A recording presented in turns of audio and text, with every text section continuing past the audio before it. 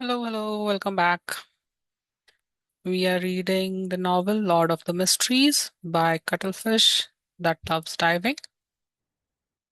Last time we read chapters 39, 40, no, 40, 41, 42. What happened? Um, I think we learned some knowledge about mysticism from Old Neil. Oh, and Audrey and her dog Susie drank the spectator potion. And we have a new case to find missing little Elliot. All right, let's continue with chapter 43, Search. While looking at Klein, Leonard smiled and nodded. Then, do you need anything from them? He had cooperated with old Neil and company numerous times, so he naturally knew that divination required a medium, especially when the person being divined was not present. Klein thought for a moment before saying to Clee, I need some of Elliot's recent clothes, which have not been washed or starched.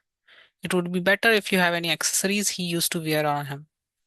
He tried to choose ordinary mediums, not something that would normally invite questions. But even so, Clee wore a look of puzzlement. Why? After he questioned, he added, I have a picture of young Master Elliot on me. Why? Because we are divining his location. Lion was momentarily at a loss for an answer. If he answered truthfully, ignoring the fact that it violated the confidentiality clause, Cleve would likely storm out immediately and rip apart the contract while cursing. This bunch of cheats. If that works, why don't I find the most famous spirit medium in our county? By the side, Leonard Mitchell smiled and said, Mr. Clee, my partner, colleague, is a unique pet. Its sense of smell is sharper than a hound's. That's why we need clothes that little Elliot wore, an item he used to wear on him to aid us in finding him. As you know, clues typically bring you to a general region. As for the picture, we would need it too. Both of us need to know what little Elliot looks like. Clea accepted the reason by nodding slowly. Will you be waiting here or will you be going with me to Mr. Vickroy's residence in the city? Let's go together. It saves time, replied Clarence simply. Not only was he eager to try out his abilities as a beyonder, but he also wanted to save the child. All right, the carriage is downstairs. As Clee spoke, he took out a black and white photograph and handed it to Leonard. It was a picture of Elliot Vickroy alone. He was about 10 years old with the long hair that nearly covered his eyes. There was ob- there were obvious freckles on his face and it did not seem to stand out. Leonard glanced at it and handed it to Klein. Klein took in a careful look and placed the photograph into his pocket. Then he took his cane and put on his hat. He followed the two out of Blackthorn Security Company and boarded the carriage downstairs. The carriage's interior was rather spacious. It was lined with thick carpet and a tiny table to rest items on. As Cleve was around, Klein and Leonard did not say a word. They quietly took in the experience of traversing the pooling roads in the carriage. The carriage driver is quite good. Leonard broke the silence after some time with praise and a smile. Yeah, Klein answered perfunctorily. Ugh. Cleve forced a smile and said, Your compliments are his honor. We'll be there soon. Cleve forced a smile. Okay, sorry. It's too similar to Klein. As they were afraid of alerting the kidnappers, the carriage did not stop at Viceroy's residence. Instead, it stopped at the side of a nearby street. Clee held an umbrella and returned along. After waiting for some time, Leonard talked to Klein again. My surmise the last time was not without a goal. I was just trying to tell you that the notebook will definitely appear again. Perhaps it might be soon. That really isn't a happy surmise. Klein used his chin to gesture towards the carriage driver outside, indicating that he did not wish to discuss sensitive topics with outsiders around. Leonard whistled and turned his head to look out the window. He saw raindrops streak across the glass, leaving behind blurry marks. It made the world outside a complete blur. After a while, Klee returned with a bag of items. Since he had walked in a hurry, the edge of his trousers were soiled and his shirt front was slightly wet. These are the clothes young Master Elliot wore yesterday. This is the storm amulet he used to wear. Client took it and glanced at it. He discovered it to be a miniature gentleman's formal suit, a small shirt, vest, bow tie, and etc. And the storm amulet was made of bronze. It was carved with symbols representing gale and sea waves, but it did not trigger Client's perception. I'll recount in detail the incident leading up to young Master Elliot's kidnapping. Hopefully, it will let you find him easier. Clee sat down and described the nightmare that happened in the morning, hoping that the helpers he went through great trouble to hire would be of help. Klein and Leonard held no interest in the specific. All they cared was the number of kidnappers, if anything unusual had happened, or if they had any weapons. Three, normal and armed with firearms. After obtaining the desired information, they bade Clee farewell and hired a two-wheel light carriage. Unlike public carriages, private hire carriages were either four-wheeled or two-wheeled. They were charged either by time or distance. The latter was at 4 pence a kilometre in the city and 8 pence a kilometre outside. The former cost 2 soldi per hour or part thereof. After the first hour, there were additional charges of 6 pence every 15 minutes. In inclement weather or if the customer needed to go faster, the fare could be even higher. Klein had heard from Isaac that in the capital Backland, these carriage drivers were famous for quoting outrageous prices. To him, taking a private carriage was quite a luxury. However, since he did not need to worry about this at the moment, since Leonard had tossed one solid notes to the carriage driver, charged by the time. After Leonard gave his instructions, he closed the carriage door. Where are you going? The carriage driver was delighted and puzzled as he held the two notes. Wait a moment. Klein cast his gaze at Klein. Leonard cast his gaze at Klein. Klein nodded slightly and took out Elliot's clothes. He spread it out on the carriage's floor and then wound the storm amulet around his cane's handle. He held the silver inlaid black cane and hung it straight over Elliot's clothes. He gathered the sphere of light in his head as his mind rapidly turned still. His brown eyes quickly turned deeper in color as he entered a half cogitation state. He felt his body's spirit turning light. He vaguely saw the world of spirits everywhere. He silently said, Elliot's location. After repeating it 7 times, he released his grip on the black cane, but the cane did not fall to the ground. It remained standing in front of him even though the carriage was shaking. Minute by invisible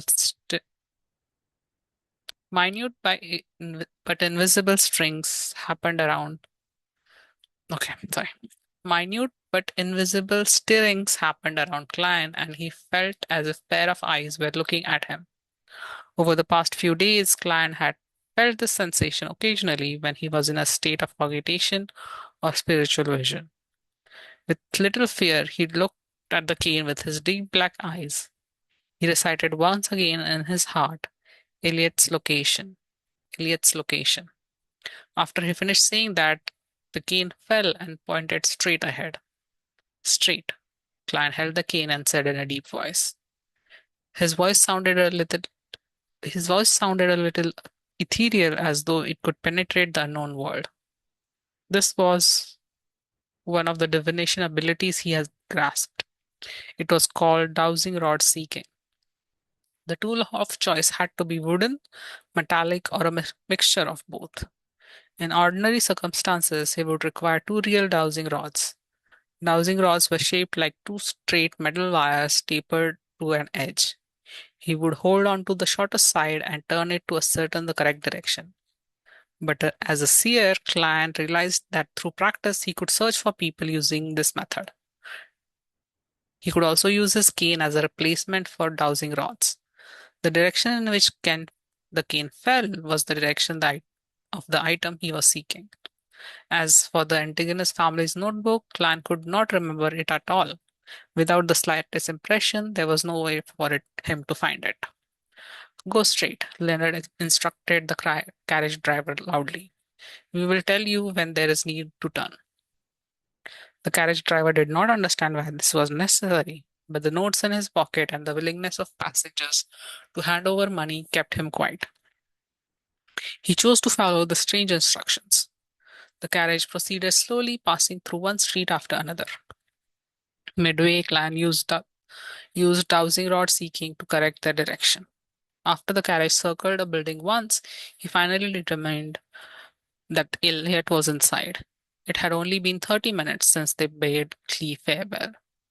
After sending off the cane, Klein did not continue using Elliot's clothes. Instead, he placed the cane entwined with storm amulet directly on the ground.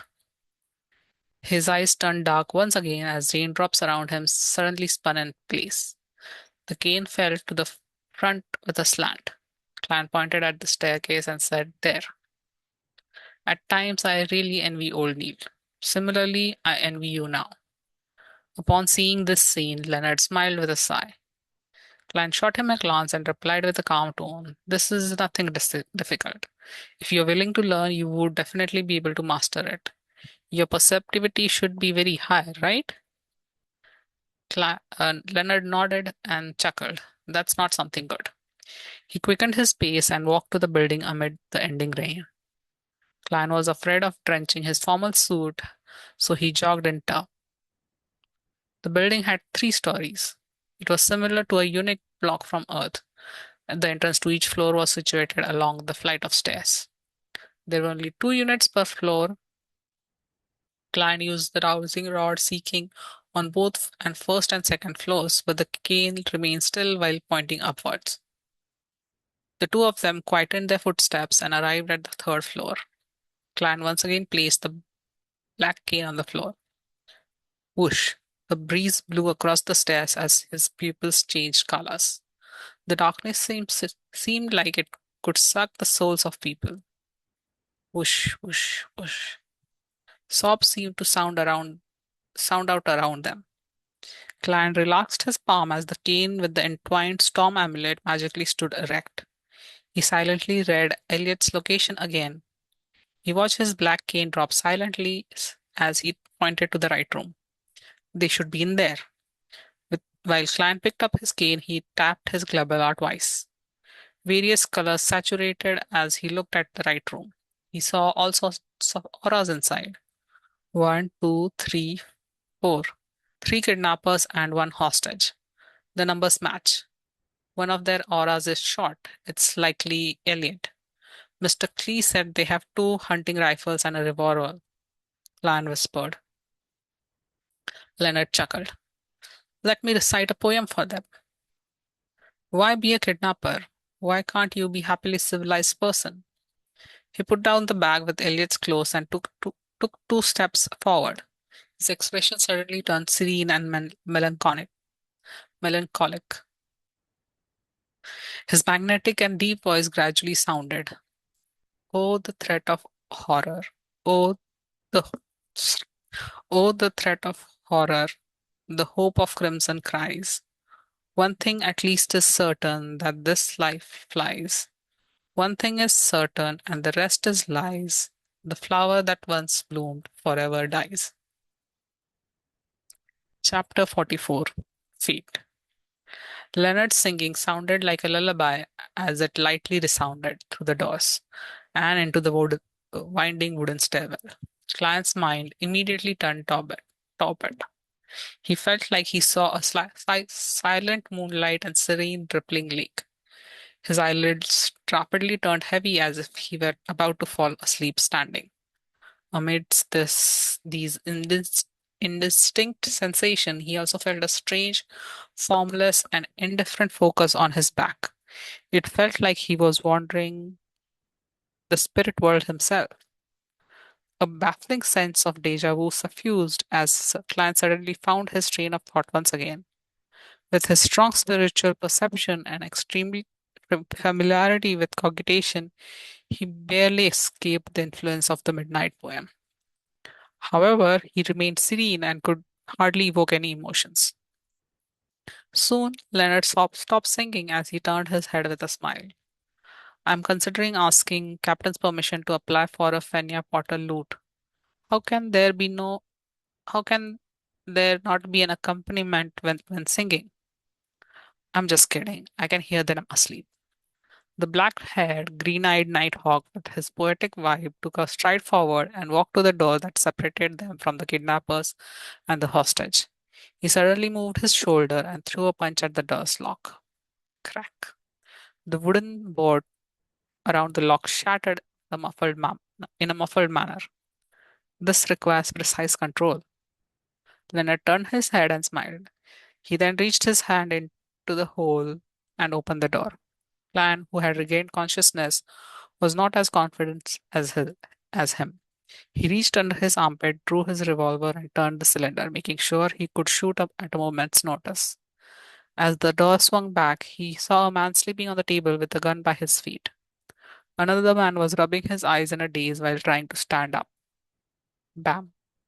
Leonard slid forward and struck the awakening kidnapper unconscious.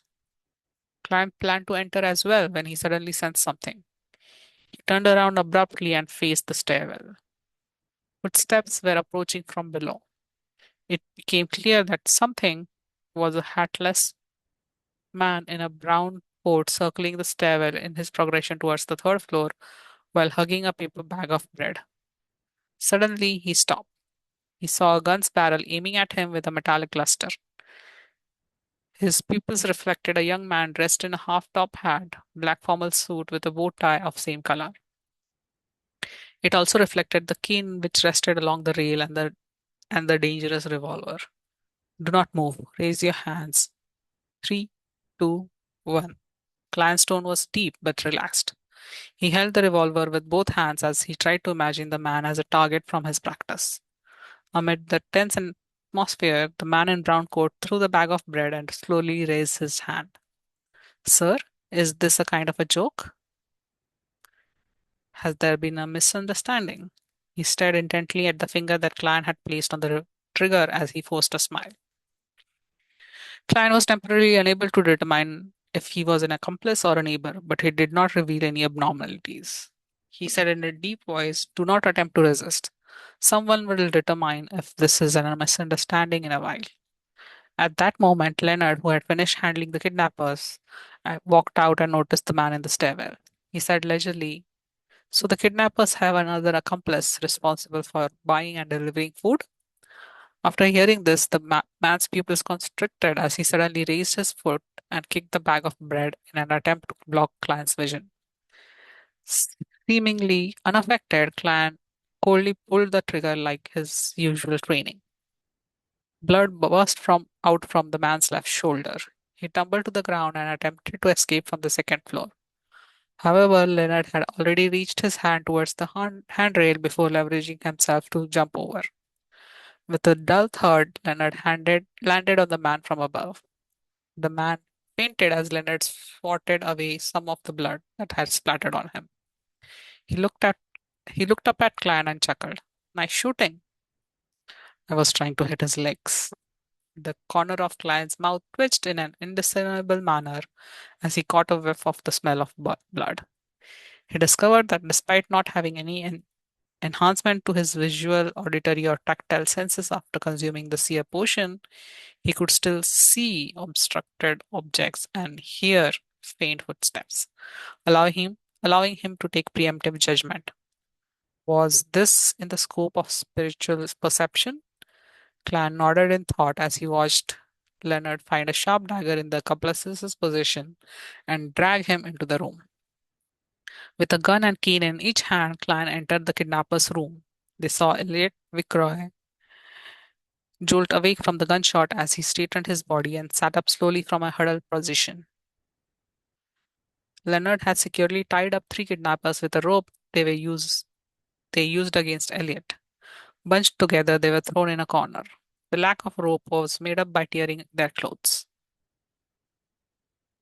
The unconscious man who had been shot in the shoulders was bandaged, but Leonard disdained getting his hand dirty, so he did not help him extract the bullet. Who, who are you people? Elliot stammered in a pleasant delight when he saw the scene before him.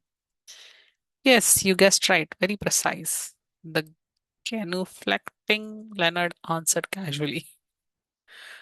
I never expected this bastard to have some humor cells in him.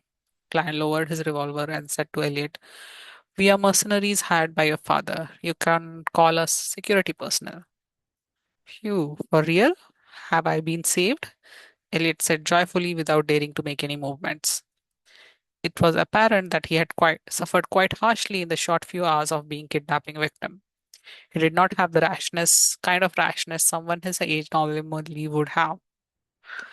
Leonard stood up and said to Klein, "Go downstairs and find some patrolling cops. Get them to inform the tobacco merchant. I do not wish to walk out with a child and four idiots like a kidnapper." Klein, who was wondering about the aftermath, nodded. He put away his revolver, picked up his cane, and walked to the staircase. As he went down the stairs, he had a nagging feeling that he had forgotten something. In addition, he heard Leonard say to Elliot, "Don't be nervous. You'll soon see your father, mother, and your old butler Clee. Why don't we play a round of Quint?" Klein held back his laughter and walked into the streets. With the help of pedestrians, he found two patrolling policemen.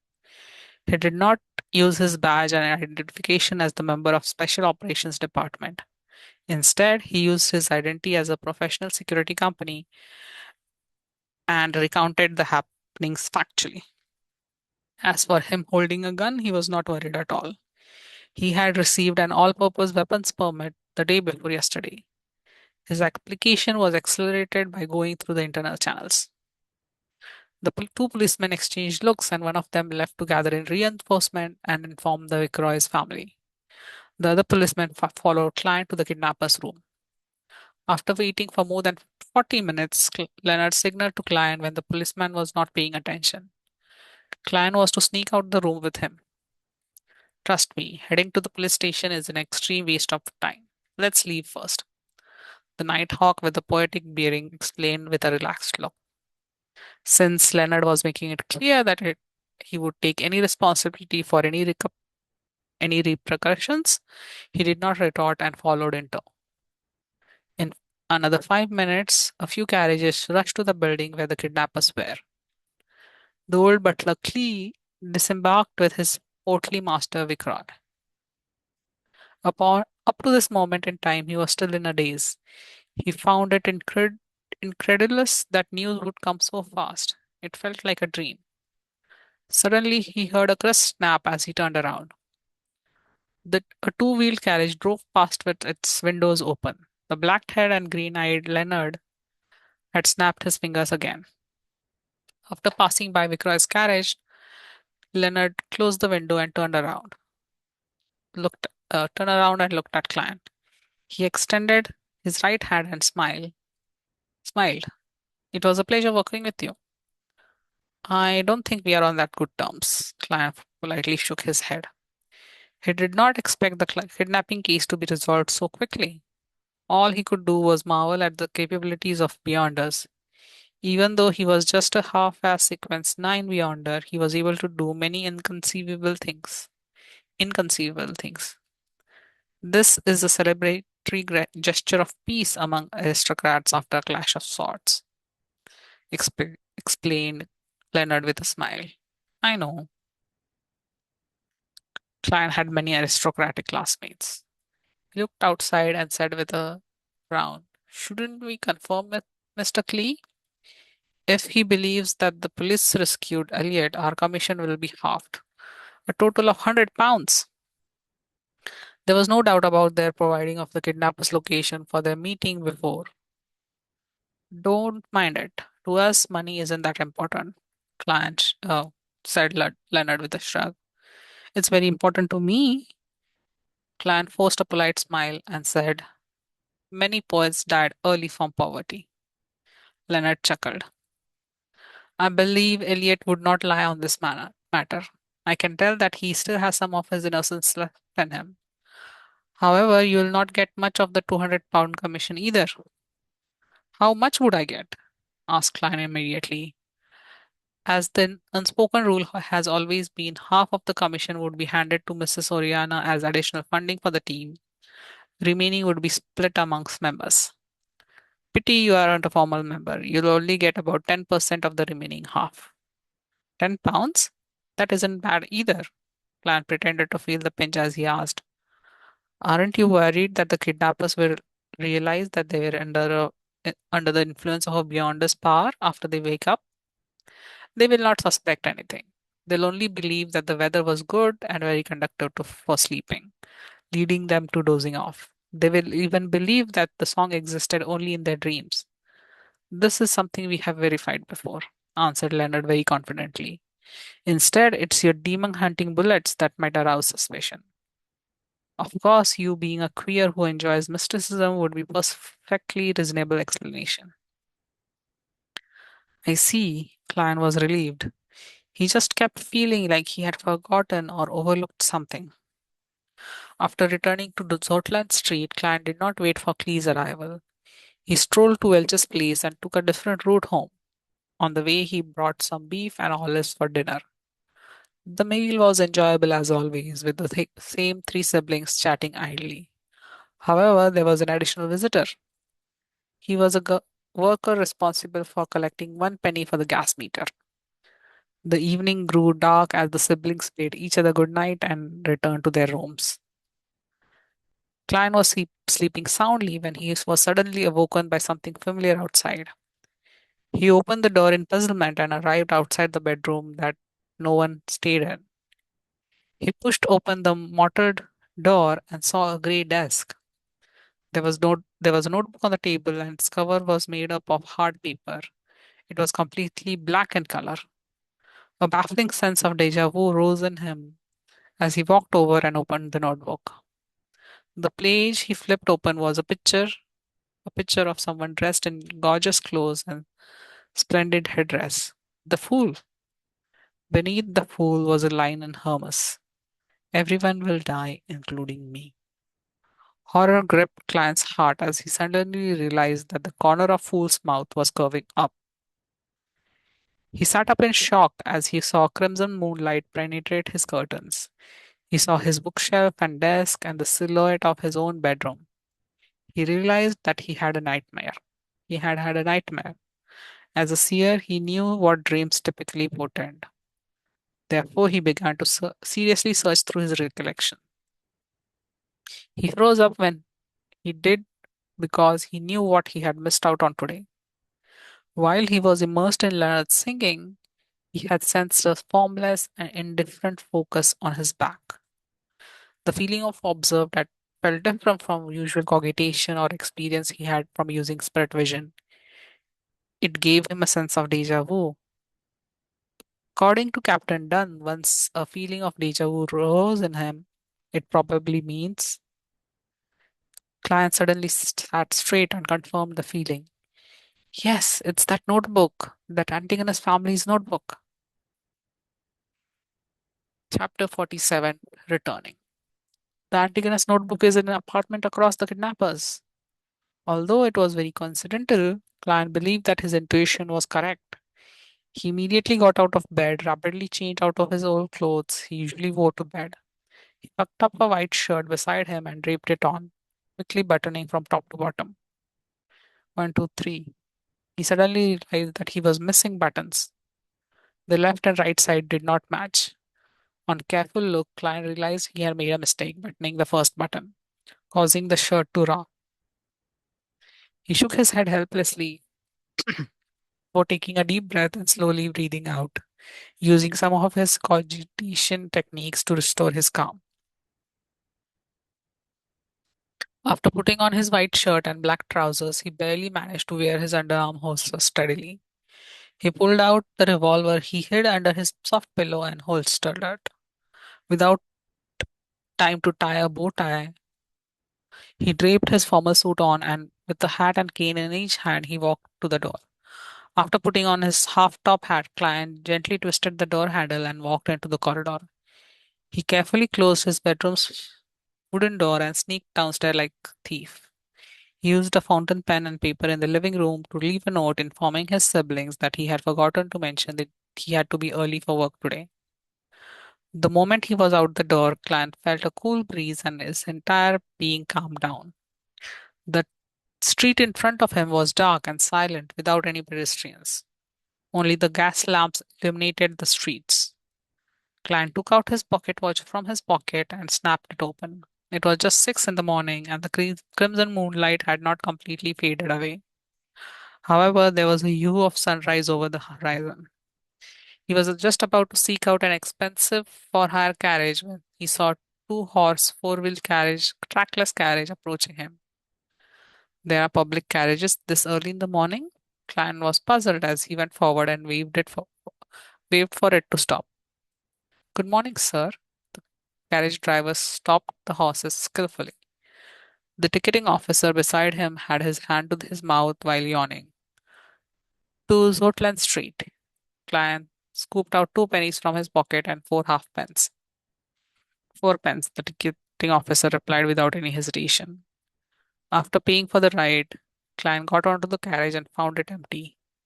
It exuded, it exuded a clear loneliness amid the dark night. You're the first one, said the carriage driver with a smile. The two brown horses widened their pace as they proceeded briskly. To be honest, I never imagined there to be a public carriage so early in the morning. Klein sat near the carriage driver and made idle chatter to divert his attention and relax his tense mind.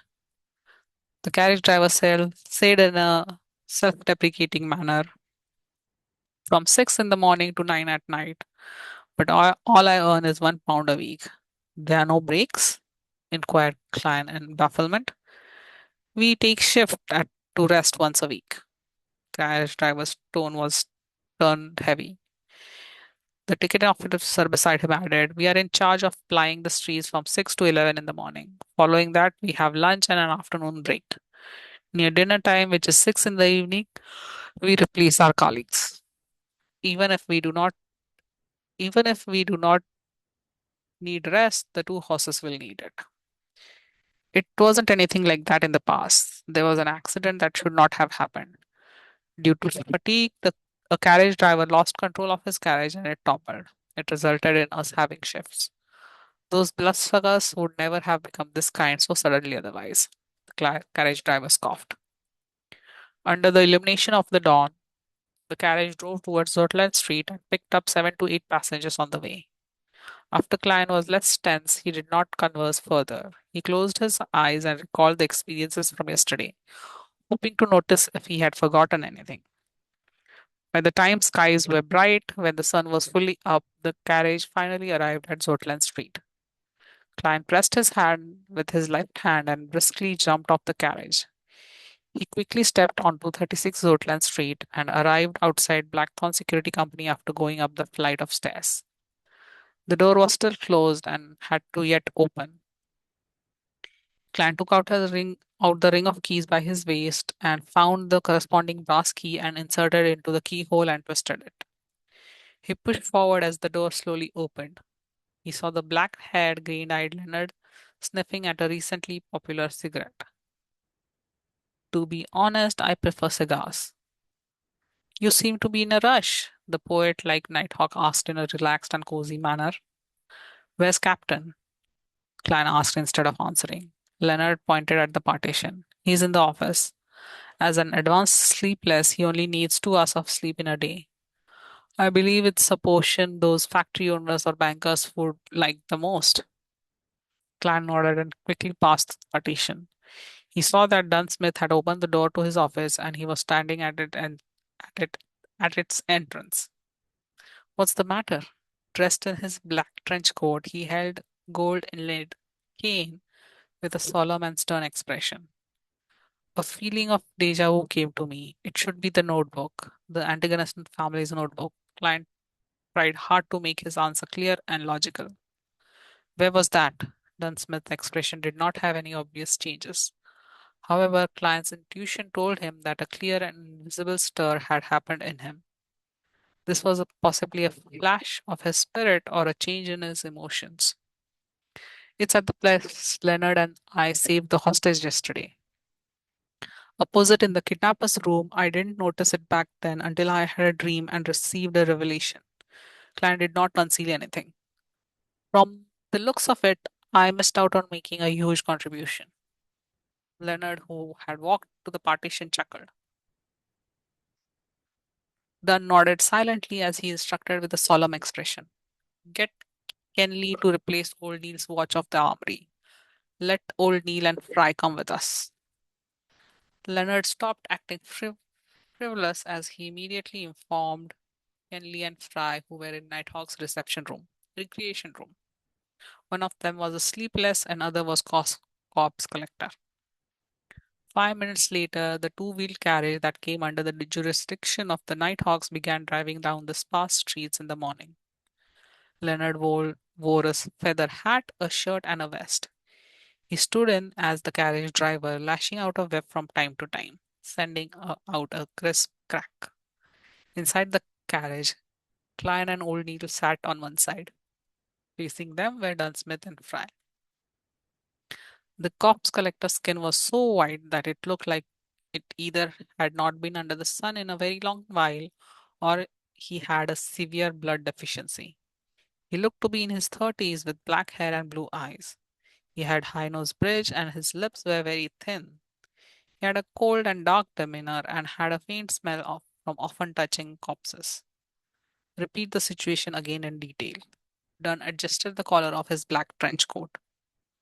Klein stroked the hanging topaz in his sleeve as he began from their mission commissioning until the dream. By the side, old Neil chuckled. Your fate seems to be entwined with that Antigonus family's notebook. I never expected you to meet it in such a manner. That's right. Isn't this too much of a coincidence? Thankfully, Leonard just mentioned that there were no indication of hidden factions of mysterious powers at play from the preliminary investigations of Elliot's kidnapping. It was solely a crime motivated by money. Otherwise, I would really suspect if someone had deliberately arranged for this to happen. Clint found the situation rather curious. It was too coincidental.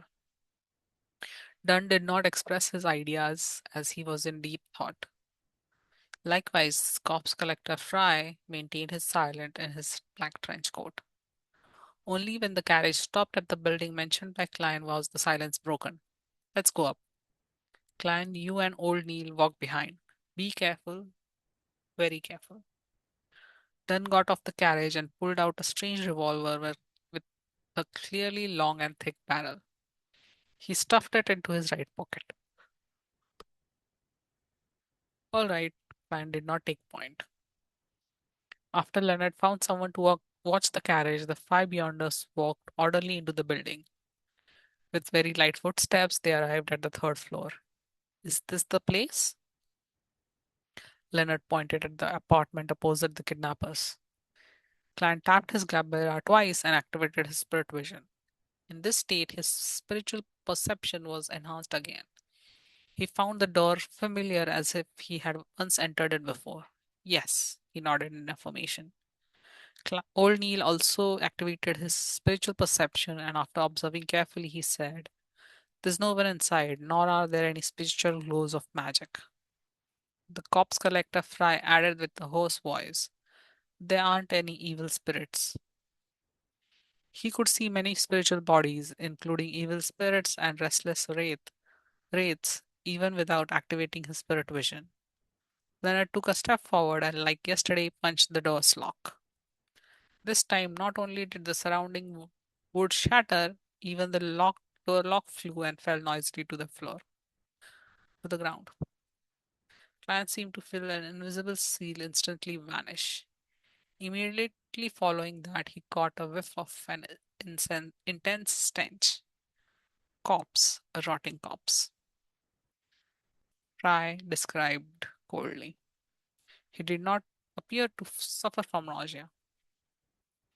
Dunn reached out his black gloved right hand and pushed open the door slowly. The first thing they saw was a chimney. For early July, there was abnormal heat emanating the room. In front of the chimney was a rocking chair.